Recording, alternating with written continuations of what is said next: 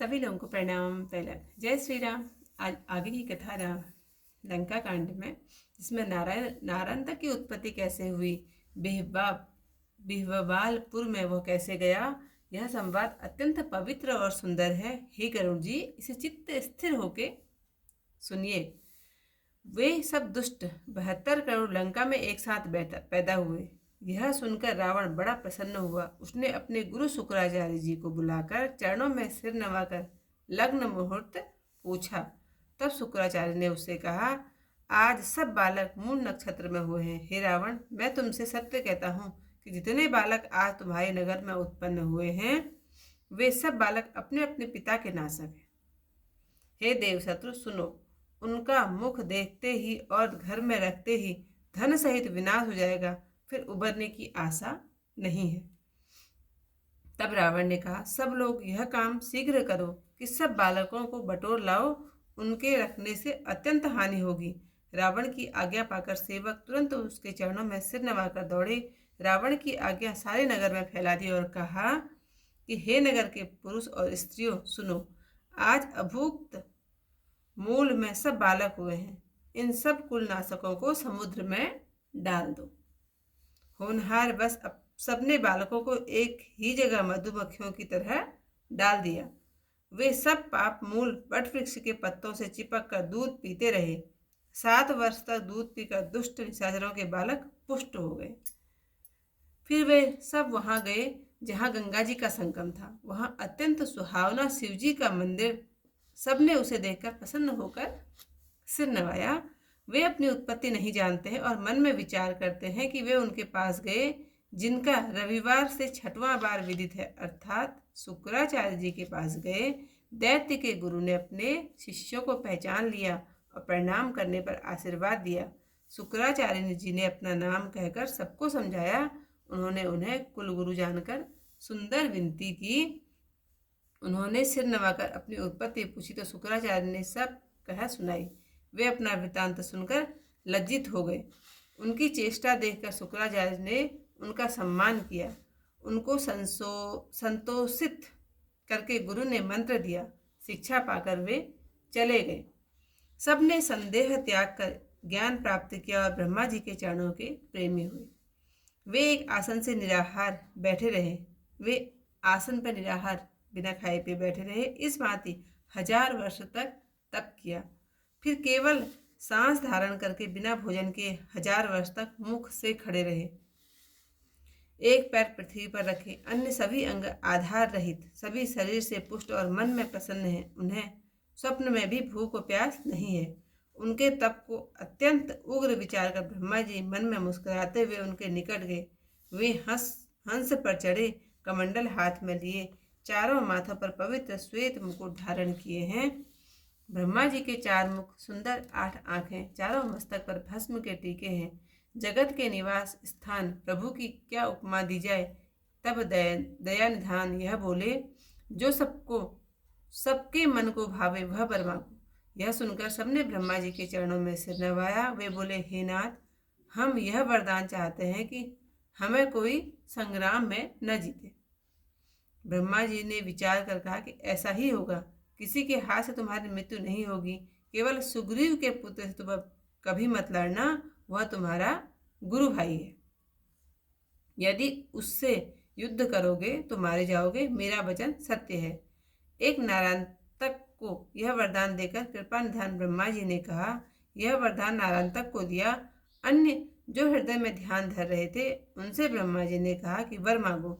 सुनकर वे सब मन में आनंदित हुए। ब्रह्मा जी की वाणी सुनकर सबने कहा, हे स्वामी, आप अंतर्यामी हैं। एक यह वर दीजिए कि देवासुर संग्राम में हमारी विजय हो। हम आपसे यही वर मांगते हैं। ऐसा कहकर वे राक्षस सिर नवाकर खड़े रह गए। तब ब्रह्मा जी ने समझाकर उनसे कहा, बानर और भालू 2 जातियों को छोड़कर तुम सब प्रकार विजय रहोगे। इस प्रकार सबको वरदान देकर सुजान ब्रह्मा जी ब्रह्मलोक को चले गए। तब शिवजी की कृपा से नारायणतक ने आकाश में शीघ्र ही एक नगर विहवावलपुर बसाया। एक ही स्थान पर 72 करोड़ सोने के तथा मणिक जड़ित घर बने हुए चारों ओर शोभा दे रहे हैं। भगवान की कृपा से उसी समय वहां ददीवल नामक वानर आया। बिहबाबलपुर को देखकर वह मोहित होकर कुछ दिन वहां रहा। आज की जो कथा यहीं पर समाप्त। नारंतक उत्पत्ति यथा विधि पुर बिहबाबल गा कवन सिद्धि अति सुंदर सुचि यह संवादु चित थिर करी सुनिए उर गादु। पुर मह उपजय खल इक साधा तब सुनि हर्ष निशाचर नाथा। निज गुरु बोल चरण सिर नाई बुझा मुदित सो कलशक धराई। भृगुनंदन तब से ही सन कहे हूँ आजु बाल सब मूल ही भय हूँ। सत्य कहत 10 मुख तुम पाही भये आज जे तब पुर माही। वे सुत सब निज निज पितु घाती मुख देखत सुन सुर आराती। घर राखे धन सहित विनाशा होई अवश्य नहीं उबरन आशा। सपदि करहूँ सब काज यह लावहूँ बाल बटोरी। राखे हो हानि अति कह 10 वदन बहोरी। सेवक 10 मुख आय सुपाई धाये तुरत चरण सिर नाई। रावण आय सुनगर पुकारी सुनहु सकल पुर नर अरुणारी। आजु अभोक्त मूल भय बालक डारहु राग ससव कुल घालक। बोरे सब निबाल इकठाई भावी बस मधुमाखी नाई। पाप आधार वृक्ष बट बोरा पीवन लगे क्षीर चहोरा। पीवत क्षीर शब्द भरि साति पुष्ट भये खल निश्चर जाति। पुण्य सब एक संग तह जाई सुर सरि संगम भाते ढाई। तह शिव मंदिर परम सुहावा सब निविलो की मुदित सिर नावा। जानत नहीं उत्पत्ति निजा मन मह करत विचार। गेत ही डिंग अजा कर विदित रविते छठवां बार। हरि हरि गुरु निज शिष्य न जीन्हा करत प्रणाम आशीषा दीन्हा। कर निज नाम सवनि समुझावा कुल गुरु जान सुविनय सुनावा। निज उत्पत्ति बूझ सिर नाई भृगुनंदन सो सकल सुनाई। सुनि आपन वृत्तांत ल जाने लखि दुख भृगुनायक सन माने। करि परतोष मंत गुरु दीन्हा शिक्षा पाए गमन तिन कीन्हा। ज्ञान लहेउ सब संशय त्यागी भये विरंचि पद तब अनुरागी। निराहार बैठे एक आसन वर्ष सहस तप किय उर्गासन। श्वास धारि कित वर्ष हजारा रहे ऊर्ध मुख बिना आहारा। एक पाद पोहोमि दिए अपर अंग अनयासा। सकल पुष्ट तनु मन हरसा सपने हो भूख न प्यासा। तप अति उग्र विचार विधाता तिन डिगगमने मन मुस्काता। हंसारूल कमंडलु हाथे श्वेत मुकुट सुचि चारियों माथे। आनन चारि नयन वसुनी के चारियों भाल भस्म सुवटी के। उपमा किमि प्रभु सब जग ऐना भाष्योदया सदन तब वैना। मागहु वर जो सब मन भावा सुनहु सब निविधि पद सिर नावा। नाथ चाहत हम यह वरदाना हम न को जीते मैदाना। एवं मस्तु विधि कहे विचारी आनि पानी नहीं वित्त तुम्हारी। हरिसुत है तुम्हारे गुरु भाई तही सन करे न कबहु लगाई। जो तही न करियो समरा मरिहो वचन प्रमाण। एक ही कह वरदान यहाँ दे कह कृपा निधान। दियउ नारांतक कह वरदाना रहे अपर जे धरि उर ध्याना। तिन सरवर रूही विधि कहे हूँ सुनत प्रमोद सबनि उर लहे हूँ। सुन विधि गिरा सबनि कह स्वामी देहु एक वर अंतर जामी। देवासुर संग्राम ही माहा जीतय हम यह वर सुर नाहा।